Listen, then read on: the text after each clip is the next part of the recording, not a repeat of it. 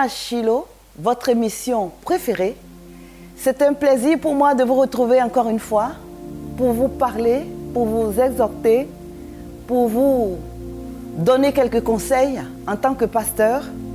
Notre devoir, c'est de prêcher l'évangile, mais aussi de guider le peuple, guider les enfants de Dieu sur certains plans pour la réussite de leur vie. Alors aujourd'hui, nous allons parler de vision.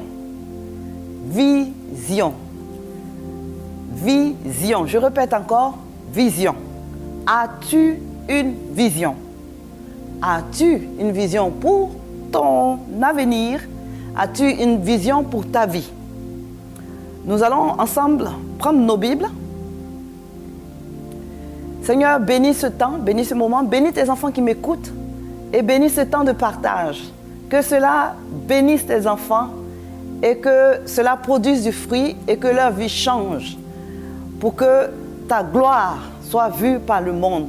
Parce que tu nous as créés enfants de Dieu, nous sommes nés de toi pour représenter ta gloire, pour représenter ta puissance, pour représenter tes miracles. Parce que de rien, tu peux nous amener au sommet. De personne, tu peux nous faire devenir quelqu'un. C'est pourquoi nous prions que tu prennes le contrôle de ce que je vais dire, afin que ton peuple soit édifié. Et pendant que je prêche, que moi aussi je sois édifié, parce que ce message nous concerne nous tous. Quelque part, chacun de nous va se retrouver dans une parole, dans un verset, dans un mot de ce que nous allons dire aujourd'hui. Alors, nous allons prendre nos Bibles dans Job chapitre 22 au verset 28. Job 22, verset 28, qui dit ceci, dans la 8 secondes, parce que Dieu m'a fait la grâce d'avoir les deux versions, alors nous allons en profiter puis voir ce que ça donne. Donc, Job chapitre 22, verset 28, qui dit, à tes résolutions répondra le succès. À tes résolutions répondra le succès. Sur tes sentiers brillera la lumière. Et j'ajouterai peut-être, sur tes sentiers avec Jésus-Christ de Nazareth, ressuscité, mort sur la croix, ressuscité, brillera la lumière. Parce que sans Jésus, tu ne peux rien faire. Tu as tout essayé. Tu as essayé ceci, tu as essayé cela, ça n'a pas marché.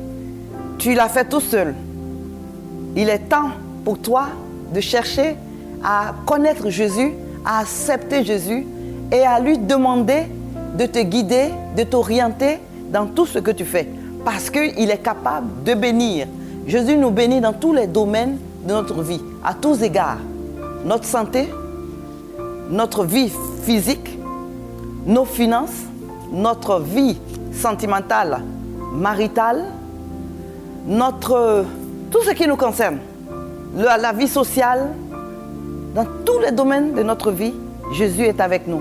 Parce qu'il a promis avant de partir, il a dit, je vais au Père et je vous enverrai le Saint-Esprit qui sera avec vous jusqu'à la fin des jours. Il n'a pas dit qu'il sera avec vous le lundi et mardi il se retire, il revient vendredi, samedi il se retire, il sera tous les jours, c'est-à-dire à tout instant. Alors s'il est à tout instant avec vous, ça veut dire qu'il est dans tout ce que vous faites, dans vos pensées, quand vous dormez, quand vous vous réveillez, il est présent. Et il veut être présent dans tout ce qui vous concerne.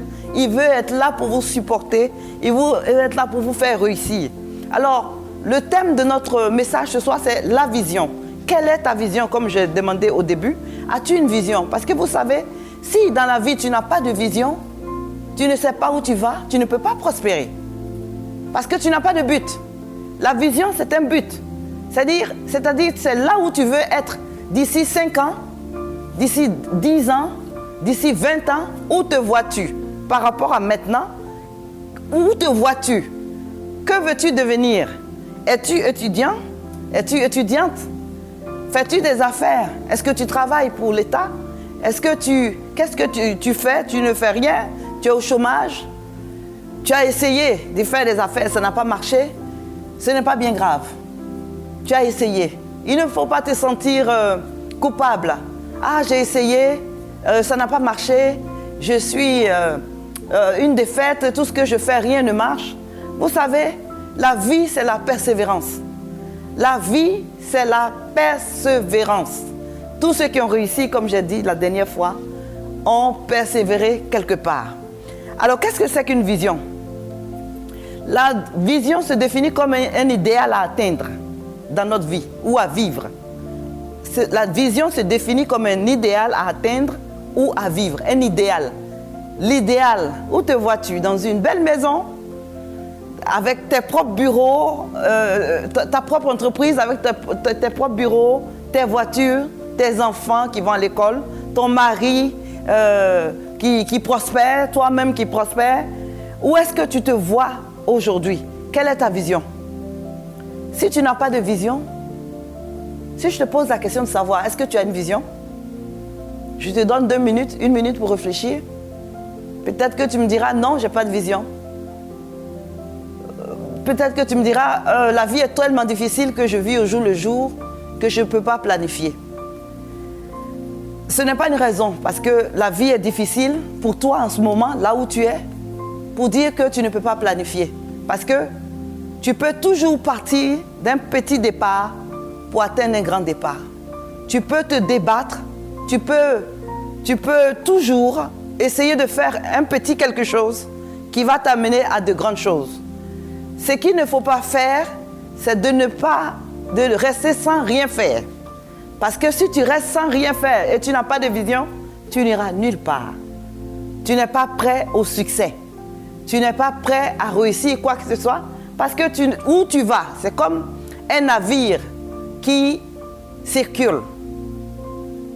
Un navire qui va et qui ne sait pas où il va. Il ne sait pas s'il va à gauche, il ne sait pas s'il faut aller à droite, il va tourner en rond et il va se perdre dans la mer.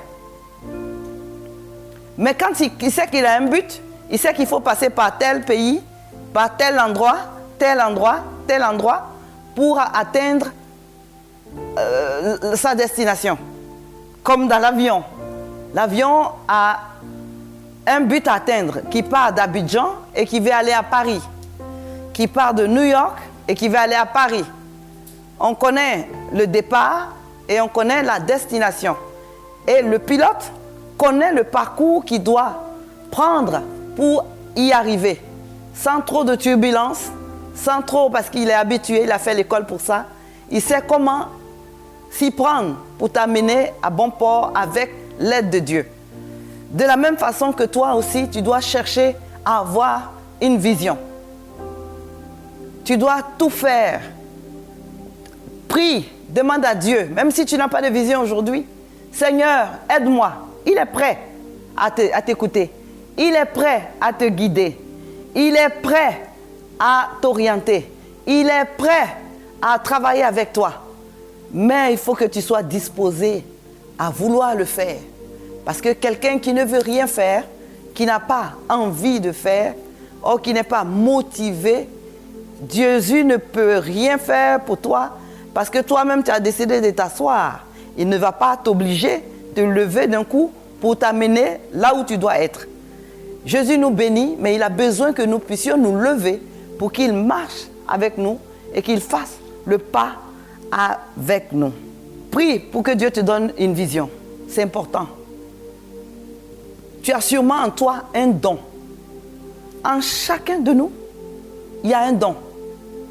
Dieu ne nous a pas créés au hasard et il ne nous a pas abandonnés comme ça. Regardez avec Adam.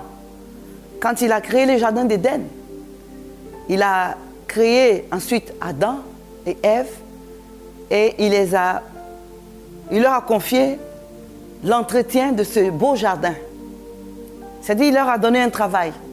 Occupez-vous de ce jardin. Donc Dieu ne nous a pas créés pour qu'on s'asseye et qu'on ne fasse rien. Si on ne fait rien, on n'a rien. C'est logique. La loi de la semence et de la récolte. Tu sèmes, tu peux récolter. Tu ne sèmes rien, tu ne peux rien récolter. Et quand tu ne récoltes rien, ça veut dire que ça amène à la pauvreté, ça amène aux difficultés, ça amène aux factures qui ne sont pas payées, à la voiture qui n'est pas payée. Tu es toujours à pied alors que tu désires avoir une voiture. Quels sont les moyens que tu te donnes pour pouvoir atteindre cela? Grande question. Alors, il faut que chacun de nous se lève. Il faut que chacun de nous décide qu'à partir d'aujourd'hui, je ne veux plus mendier, par exemple. Je ne veux plus quémander. Je ne veux plus vivre dans l'à peu près. Je veux avoir une grande vision pour moi et ma famille. Parce que quand tu réussis, tu vas aider les autres. Tu vas aider les gens qui sont autour de toi. Si tu n'es pas égoïste. Parce qu'on peut réussir et puis on ferme la porte, on ne donne à personne. Et aussi, on peut réussir et être prêt et être là pour sa famille et puis les autres, tous ceux qui sont dans le besoin, et pour pouvoir les aider. Alors, pour pouvoir atteindre cette étape de la vie où on peut aider les autres, il faut pouvoir avoir une vision. Il faut être prêt à travailler. Il faut être prêt lorsque tu vas créer ton entreprise, ton restaurant, ton école, ton entreprise de voiture. Lorsque tu seras propriétaire, il faut que tu sois prêt à travailler dur. Parce que la plupart des gens qui sont propriétaires, ils travaillent, ils ne regardent pas le temps ni l'horloge. Ils travaillent, comme on dit souvent, j'aime bien utiliser l'anglais, parce que quelquefois le mot en français me manque. Ils travaillent overtime, c'est-à-dire plus que l'heure qu'il faut. Ils travaillent au-delà de l'heure normale. Overtime. À l'ouverture, il est là jusqu'à la fermeture. Parce que tu ne peux pas créer quelque chose et confier à quelqu'un.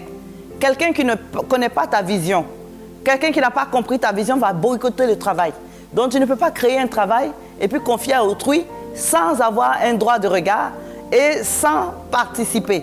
Tu dois être là quand ton entreprise naît et gérer jusqu'à ce que ça marche, que la société prenne son envol. C'est comme un enfant.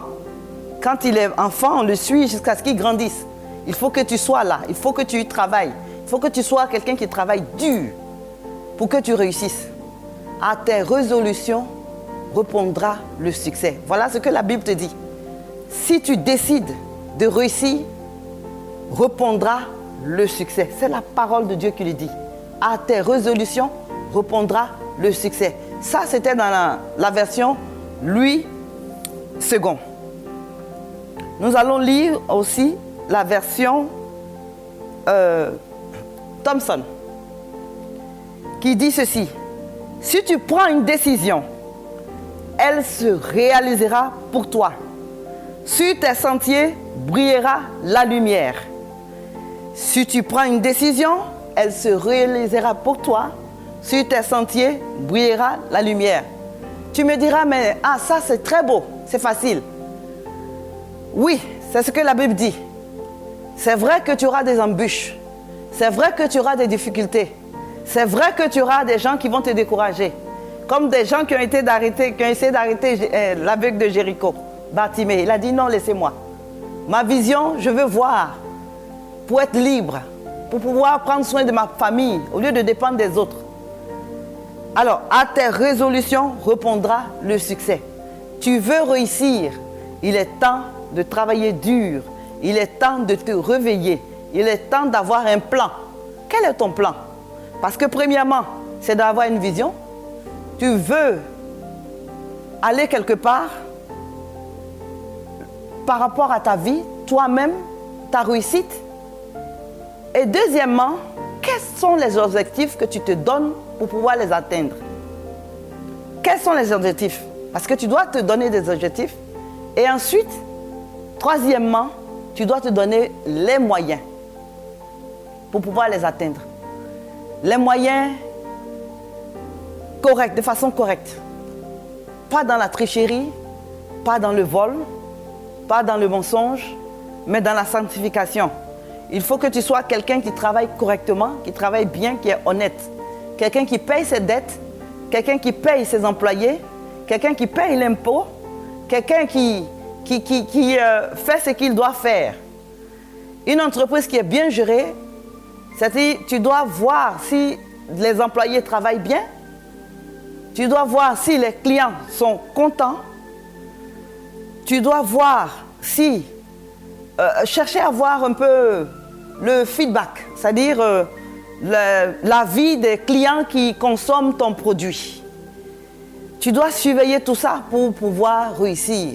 Parce que si tu ne sais pas gérer cela aussi, je pense que dans tous les pays, il y a peut-être, tu peux approcher le ministère de l'Emploi, il y a des ONG qui font qui font des petites formations, comment gérer une affaire, comment gérer un business.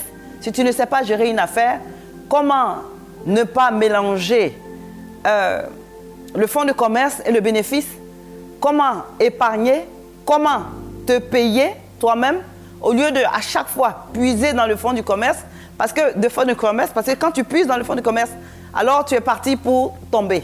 Je ne suis pas spécialiste en finance. Moi aussi, j'aimerais approfondir cette façon de savoir gérer, mais ce sont des idées que je donne pour essayer de réveiller, attirer ton attention. Parce que tu ne peux pas agir dans le vide et puis espérer recevoir quelque chose. Ça, c'est une vérité. Il est temps que le chrétien marche face à la réalité, à la vérité. Tu ne peux pas être dans l'église, prier 24 heures sur 24 toute l'année et puis attendre que ton salaire tombe tous les mois. Tu dois travailler. C'est vrai, Dieu peut te faire un miracle. Il peut vouloir envoyer quelqu'un te donner des millions. Tout cela, c'est possible. Mais dans la plupart du temps, il faut que chacun de nous se réveille pour entreprendre quelque chose. Pour entreprendre une activité qui va changer ta vie, qui va changer la vie de ta famille, qui va changer la vie de ta société. Je connais des pays, ici en Afrique, qui sont prospères et qui tournent bien parce que le peuple, ce sont des hommes et des femmes d'affaires. Ils sont beaucoup commerçants. Il y a pas mal de pays comme ça qui avancent tout doucement, mais bien, parce que les gens ont compris que ce n'est pas en travaillant dans le bureau que tu vas avoir l'avenir que tu veux avoir. Parce que quand tu travailles au bureau, si tu es payé à 100 000, ton budget se limite à 100 000. Si tu es payé à 200 000, ton budget tourne autour de 200 000. À 1 million, ton budget se tourne autour de 1 million. Si tu vas au-delà, alors tu deviens endetté. Endetté veut dire que tu vas commencer à travailler, payer les dettes, un cercle où tu peux ne pas t'en sortir. Donc pourquoi ne pas chercher à avoir une activité? Pourquoi? La solution à ton problème aujourd'hui, c'est de chercher à avoir une activité pour que ta vie change, pour que tes finances changent, pour que tu puisses financer l'œuvre de Dieu, pour que tu puisses financer des télévisions comme Béni TV. J'aime beaucoup Béni TV parce que ça passe dans plus de 100 pays. Et l'évangile est en train de prêcher à des gens. Les télévisions comme Béni TV ont besoin que nous, chrétiens, soyons bénis pour pouvoir financer. Que chacun soit libre d'envoyer 100 000, 200 000, 1 million et même plus pour soutenir. Parce que des gens, il y a des femmes et des hommes qui travaillent pour nous, pour que l'évangile soit annoncé. Alors si nous sommes bénis, nous pouvons soutenir. On peut faire des chèques. Parce que quand tu vas donner à Béni TV et que l'évangile sera entendu dans d'autres pays, Dieu, je veux dire, est obligé de te bénir. Parce que la Bible dit que Dieu bénit tous ceux qui soutiennent l'œuvre de Dieu. Ton argent n'est pas perdu quand tu soutiens l'œuvre de Dieu, que tu soutiennes ton église, que tu soutiennes le ministère dans lequel ton pasteur travaille, que tu soutiennes les hommes de Dieu qui travaillent réellement, qui louent des salles, qui louent des instruments, des places, des hôtels. Il faut louer la salle, il faut faire les flyers. Tout ça, ça coûte de l'argent. Arrêtez de penser que les hommes de Dieu, les femmes de Dieu sont des escrocs. Il y a des choses à payer, c'est payant, c'est pas gratuit. Si toi tu es graphiste, je vais chez toi, j'ai besoin d'affiches. Est-ce que tu vas me les faire gratuits? Si tu es chrétien, peut-être. Ou alors si Dieu a touché ton cœur, peut-être. Mais tu vas me demander de payer. Si je n'ai pas assez d'argent pour payer, parce que ça coûte de l'argent, tu peux avoir des missions qui peuvent coûter, ou bien des évangélisations simples, 5 millions, 1 million, 2 millions, 10 millions, ça dépend de la dimension. Il faut passer à la télé, il faut payer le passage, il faut annoncer, et tout ça, ça coûte de l'argent. Et ce n'est pas les gens qui ne connaissent pas Christ qui vont forcément donner. Les personnes qui doivent donner, c'est le chrétien, la chrétienne que tu es. Mais pour que tu puisses donner sans que tu souffres, que ce soit un problème pour toi, il faut que tu aies une activité qui va changer ta vie, où tu vas briller, où tu vas éclairer les sentiers des autres. Job était quelqu'un qui aidait les autres avec ses biens. Il dit il était les yeux de l'aveugle. Il aidait son prochain. Tu peux faire la même chose. Jésus était charpentier à un certain moment de sa vie. L'apôtre Paul a fait des tentes. Donc Dieu n'est pas contre le travail. Tu dois avoir une stratégie, avoir des plans, avoir de la créativité, avoir des idées et que ces idées, tu puisses les mettre en place. Tu dois pouvoir, alléluia, réfléchir. J'ai lu quelque part, quelqu'un qui donnait le conseil dit, le premier pas à faire pour une grande vision, c'est d'écrire la première phrase de ta vision.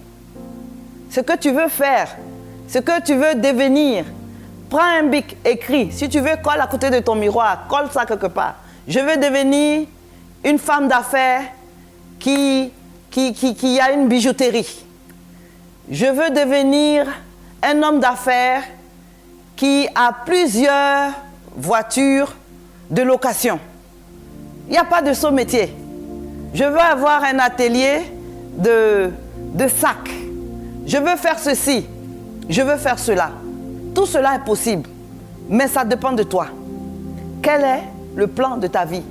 Qu'est-ce que tu décides? Je suis en train d'aller vers la fin. Un mot sur lequel je vais insister, c'est persévérance, persévérance, persévérance, persévérance, persévérance. Tu dois comprendre et réaliser qu'un échec, c'est une expérience pour mieux faire la prochaine fois. Il faut que tu te battes. Il faut que tu continues. Il faut que tu sois un enfant de Dieu qui n'est pas paresseux, mais qui travaille. Vous savez, dès que vous avez une vision, vous allez voir que vous êtes motivé et vous ne pouvez même plus vous asseoir parce que vous voulez atteindre votre but, c'est-à-dire la réussite du projet que Dieu vous a donné de mettre en place. Donc, mais vous ne pouvez pas le faire seul. Pour conclure, il faut le faire avec Jésus-Christ de Nazareth qui va vous aider. Il veut bâtir avec toi. Dieu a dit à Abraham, je rendrai ton nom grand. Dieu veut rendre ton nom grand. Dieu veut rendre ton nom grand. Dieu veut que tu réussisses. Et aujourd'hui, est-ce qu'on ne cite pas Abraham partout? Son nom est grand, mais il a fait avec Dieu. Alors, pour pouvoir améliorer ta vie, la vie de ta famille, l'école de tes enfants, ta maison, ta retraite, il faut aider ton prochain, aider toi-même. Il faut que tu puisses planifier ta vie, que tu saches où tu vas pour pouvoir l'atteindre avec Jésus. Dans Jérémie 33, verset 3, le dernier verset que je vais citer, Dieu dit, invoque-moi et je te répondrai. Invoque-moi et je te répondrai. Je t'annoncerai de grandes choses. Le Seigneur veut t'annoncer de grandes choses. Il veut que tu l'invoques dans la prière. Il veut que tu marches avec lui et il t'annoncera de grandes choses. Il veut que tu fasses des grandes choses pour sa gloire. Parce que ta vie doit être à la gloire de Dieu. Que le Seigneur vous bénisse et que nous puissions nous retrouver très bientôt. N'oubliez pas de liker notre YouTube et de nous écrire. Que le Seigneur vous bénisse et à très bientôt.